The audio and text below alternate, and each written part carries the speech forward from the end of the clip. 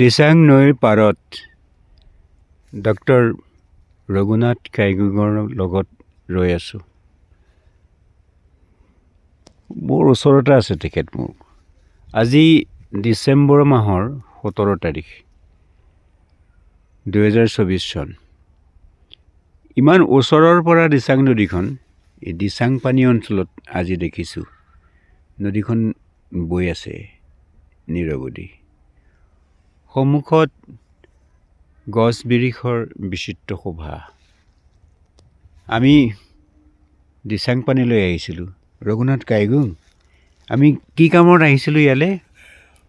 এতিয়া ছাৰ ক'বতো লাগিবই, আপুনি সুধিছে যেতিয়া। আমি এটা কবিতাৰ অনুষ্ঠান আৰু এটা বঁটা বিতৰণী অনুষ্ঠানলৈ আহিছিলোঁ। কিন্তু কবিসকল কিহৰ কাৰণে জানো অলপ পলম হৈছে। আৰু কবিৰ সংখ্যা কম হোৱাৰ কাৰণে আমি বোলে এটা নৈসৰ্গিক দৃশ্য উপভোগ কৰোঁ।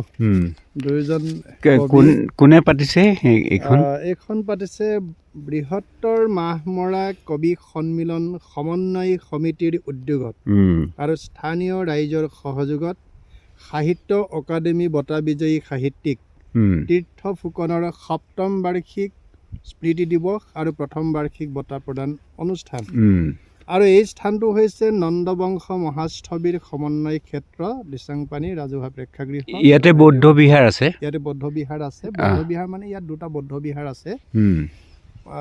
এটা হ'ল চলাপথাৰ, এটা হ'ল দিচাংপানী। আৰু চলাপথাৰ আৰু দিচাংপানী, কিন্তু পুৰণি যিটো বৌদ্ধ বিহাৰ এইটো হৈছে দিচাংপানী বৌদ্ধ বিহাৰ। দিচাংপানী বৌদ্ধ বিহাৰতে অৱলম্বন কৰি ইয়াতে মানুহবিলাকে বসবাস কৰিছিলে, খেতি বাতি কৰিছিলে আৰু আধ্যাত্ম চৰ্চা কৰিছিলে, বৌদ্ধ ধৰ্ম, বৌদ্ধ দৰ্শন, বৌদ্ধ সংস্কৃতি। কিন্তু পৰৱৰ্তী পৰ্যায়ত দেখা গ'লগে যে এই ঠাইডোখৰত বাৰিষাৰ সময়ত অলপমান বসবাস কৰিবলৈ অসুবিধাৰ সন্মুখীন হয়। সেই বাৰিষাৰ পৰা পৰিত্ৰাণ পাবৰ কাৰণে তেওঁলোকে চিন্তা চৰ্চা কৰি অকণমান আগলৈ প্ৰায় ১.৫ কিলোমিটাৰ ২ কিলোমিটাৰ দূৰত এখন গাঁও সংস্থাপন কৰে। সেইখনেই হৈছে চলাপথাৰ শ্যাম গাঁও। আৰু সেই চলাপথাৰ শ্যাম গাঁৱতে এখন মনাষ্ট্ৰী, এটা বৌদ্ধ বিহাৰ প্ৰতিষ্ঠা কৰে। আৰু তাৰ প্ৰতিষ্ঠা কালৰ পৰা বৰ্তমানলৈকে, বৰ্তমান নহয়, আজি ১.৫ বছৰমান হৈছে, আৰু যিগৰাকী আমাৰ মহাথেৰ, সেই মহাথেৰৰ মহাপ্ৰয়াণ ঘটে। তেখেত হৈছে শাসন বংশ মহাথেৰ। আৰু তেখেতে তাত প্ৰতিষ্ঠা কৰিছিলে আৰু চলাপথাৰক বিশ্ব বৌদ্ধ ঐতিহ্য ক্ষেত্ৰত তেওঁ প্ৰতিষ্ঠা কৰিলে। আৰু ইয়াৰ মানুহখিনিক ইমান সাংস্কৃতিকভাৱে উদ্ভাসিত কৰিলে আৰু এটা সাংস্কৃতিক পথ এটা দেখুৱালে। মানুহখিনিক সহজ সৰল জীৱন ধাৰণ প্ৰণালী, সাংস্কৃতিক যিটো কালচাৰ বুলি কয়, সাংস্কৃতিক জীৱন ধাৰণ প্ৰণালীটো তেখেতে শিকালে। আৰু মানুহবিলাক সেইকাৰণে খুব অমায়িক হ'ল, সহজ সৰল হ'ল, খুব ভদ্ৰ, আচাৰ আচৰণবোৰ ভদ্ৰোচিত, শিষ্টাচাৰ আৰু প্ৰমূল্যবোধত তেওঁলোক খুব বিশ্বাসী। সেইকাৰণে সেইধৰণে চলাপথাৰখন সংস্থাপন কৰে। আৰু স্বাভাৱিকতেই এই দিচাংপানীৰো তাৰ দুয়োটাৰে প্ৰভাৱ পৰিল। তাৰমানে আমি এখন পুণ্যতীৰ্থলৈ আহিছোঁ। এখন পুণ্যতীৰ্থ আৰু কেইবাটি দিশৰ পৰা পুণ্যতীৰ্থ। এইখন হ'ল দিচাংপানী। অলপ আগতে নাফুক আছে, তাৰ আগতে টিমন আছে, তাৰ আগতে আমাৰ টিফুক আছে, তাৰ আগতে টিয়ক আছে। গতিকে এই গোটেই নৈ, সৰু সৰু নৈ, পাহাৰৰ পৰা বৈ অহা নৈবিলাক কিন্তু ইয়াত সংগম হৈছে। আৰু ইয়াৰ মানুহবিলাক সেইকাৰণে বৰ ৰসাল, তেজাল। আমি পবিত্ৰ হ'লো ন? আমি পবিত্ৰ হ'লো। আৰু মই ক'ব লাগিব এইটো কথা যে এইবাৰ আমাৰ যিটো তীৰ্থ ফুকন সাহিত্য একাডেমী বঁটা বিজয়ী সাহিত্যিক তীৰ্থ ফুকন বঁটা প্ৰথমবাৰ প্ৰদান কৰিবলৈ সমিতিয়ে সিদ্ধান্ত লৈছিলে।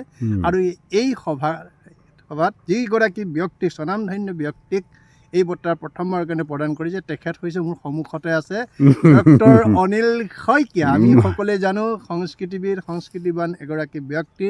সংস্কৃতিৰ চৰ্চাত, লোক সংস্কৃতিৰ চৰ্চাত গোটেই জীৱন পাঠ কৰিছে, সাহিত্য সাধনাত পাঠ কৰিছে। তেখেতৰ পৰিচয় মহাবিদ্যালয়ৰ অধ্যক্ষ সেইটো আছে, কিন্তু অধ্যক্ষ হিচাপে নহয়, তেখেতক কিন্তু এগৰাকী লোক সংস্কৃতিৰ সাধক হিচাপে কিন্তু গোটেই সমগ্ৰ অসমত, সমগ্ৰ উত্তৰ পূৰ্বাঞ্চলত ইতিমধ্যে তেখেত পৰিচিত হৈছে।